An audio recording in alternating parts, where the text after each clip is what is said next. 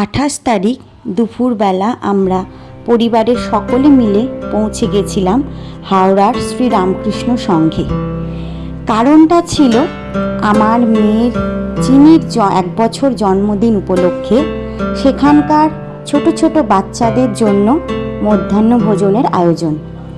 এই আয়োজনটা আমরা সুসম্পন্ন করতে পেরেছি পরশমণি ফাউন্ডেশনের হাত ধরে। এই সংঘটা আমাদের বাড়ির থেকে খুব একটা দূরত্বে না, কিন্তু আমি এই প্রথমবারই এখানে গেলাম। ভীষণ সুন্দর চারিদিকটা, পরিবেশটাও ভীষণই সুন্দর, এত সুন্দর প্রাকৃতিক সৌন্দর্য যে চোখ ফেরানো দায় ছিল। তো দেখো, চিনি দাদাদের দেখে অত্যন্ত খুশি। আর হ্যাঁ, ও একটা গিফটও পেয়েছে। সেই গিফটটা ও কিভাবে নেবে কিছুই বুঝে উঠতে পারছিল না। ওকে ওর মতন করে ওর গিফটের সাথে ছেড়ে দিতে হবে, এটাই ওর দাবি। তো ও গিফট নিয়ে খেলুক।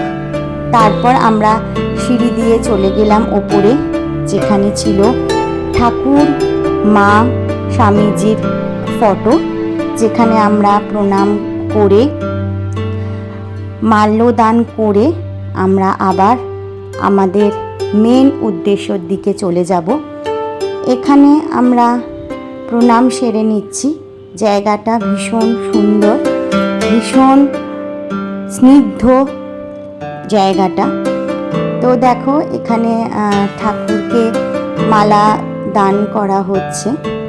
তারপর আমরা আমাদের নিচে ভোজনের জায়গায় পৌঁছে যাব। এরপর চিনিকে তো ওখানে রাখা খুব দায় ছিল। পরশমণি ফাউন্ডেশনের যিনি স্রষ্টা দিদির কোলে চিনিকে দিয়ে দিয়েছি। চিনি দিদির সাথে বেশ কিছুক্ষণ খেলাধুলা করছে। এখানে দিদি চিনিকে প্রণাম করানো শেখাচ্ছে, সেটা ভীষণই সুন্দর, ভীষণই মিষ্টি। তো এরপর আমরা আস্তে আস্তে ভোজন গৃহের দিকে এগিয়ে যাচ্ছি। তো দেখো, এখানে একটা পুকুর আছে, এটা সংঘের ভেতরে। ভীষণ সুন্দর পুকুরটা, ভীষণ স্বচ্ছতার জল। তো এর পাশ দিয়েই আমরা হেঁটে যাচ্ছি। তো চারিদিকটা দেখো, ভীষণ সুন্দর লাগছে। এরপর আমরা ওই যেখানে ভোজনের আয়োজন করা হয়েছিল সেখানে পৌঁছে গেছি। তো দেখো, ছোট ছোট বাচ্চাগুলো চলে এসেছে তাদের মধ্যাহ্ন ভোজনের জন্য। তো এখানে তারা টেবিল চেয়ারে বসে পড়েছে। আর এখানে যে ভোজনের যে আইটেমগুলো আনা হয়েছে সেগুলোই ঠিকঠাক করে আমরা গোছ করে নিচ্ছি, যাতে করে বাচ্চাগুলোকে তাড়াতাড়ি পরিবেশন করতে পারি। তো এখানে চিনি কিন্তু দাদুর কোলে কোলে খুব সুন্দরভাবে তত্ত্বাবধান করছে দাদাদের কি লাগবে কি লাগবে না।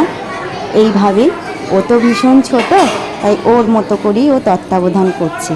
সেইটা দেখতেও কিন্তু আমাদের ভীষণই ভালো লাগছিল। তো দেখো, এখানে থালা দেওয়া হয়ে গেছে, আর মাও পরিবেশন করছে, দীপও পরিবেশন করেছে। তো এখানে সবাই মিলে আমরা হাতে হাতে পরিবেশন করেছি বাচ্চাগুলোকে। ভীষণ ভালো লাগছিল, মন থেকে ভীষণ একটা তৃপ্তি অনুভব করছিলাম আমরা। তো এখানে দেখো, মেনুতে ছিল সাদা ভাত, ঝুরি আলু ভাজা, ডাল, চিংড়ি মাছ দিয়ে আলু পটলের তরকারি, চিকেন, আমের চাটনি, আর ছিল মিষ্টি। আর সর্বশেষে চিনি দাদাদের জন্য নিয়ে এসেছিল চকলেট। তো সেটাও তোমরা পরে দেখতে পাবে। এখানে প্রথমেই ভাত পরিবেশন করছেন দিদি।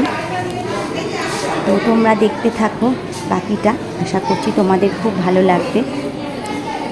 বাচ্চাগুলো এতটাই তৃপ্তি সহযোগে খাচ্ছিল যে যেটা দেখে আমাদের চোখ সার্থক হয়ে যাচ্ছিল। এত ভালো লাগছিল নিজের মন থেকে যে কিছু বলার নেই। সত্যি এত ছোট ছোট বাচ্চাগুলো যেভাবে ভাত, ডাল, তরকারি খেয়ে তৃপ্তি পাচ্ছে, সেটা দেখেও ভীষণ ভালো লাগছিল। তো দেখো, খাওয়া দাওয়া পর্ব শেষ হয়ে গেছে। তারপর চিনি নিজের হাতে করে দাদাদের জন্য যে চকলেট নিয়ে এসেছিল সেটা প্রথমে সে নিজেই দেওয়ার চেষ্টা করছিল, যেহেতু তার জন্মদিন বলে কথা। এরপর তার দিদিয়াই বাকি কাজটা সম্পন্ন করেছে, চকলেটগুলো বাচ্চাগুলোকে দিয়ে দিচ্ছিল। কিন্তু সেই দেখে চিনি আবার বাবার কোলে কোলে দৌড়ে এসছে, দাদাদের সে নিজে হাতে করে চকলেট দেবে। তো ভীষণ ভালো লাগছিল, ভীষণ একটা সুন্দর অনুষ্ঠানের সাক্ষী হয়ে থাকলাম আমরা সকলে মিলে। তো দেখো এবার আমাদের বাড়ি যাওয়ার পালা। আবার আশা করছি এরকম কোনো একটা সুন্দর দিনের সাক্ষী হতে পারবো খুব শিগগিরই। তো চলো দেখা হচ্ছে আবার অন্য কোনো ভিডিও নিয়ে আমি আসবো। ততদিন তোমরা ভালো থেকো, সুস্থ থেকো, সাবধানে থেকো। টাটা।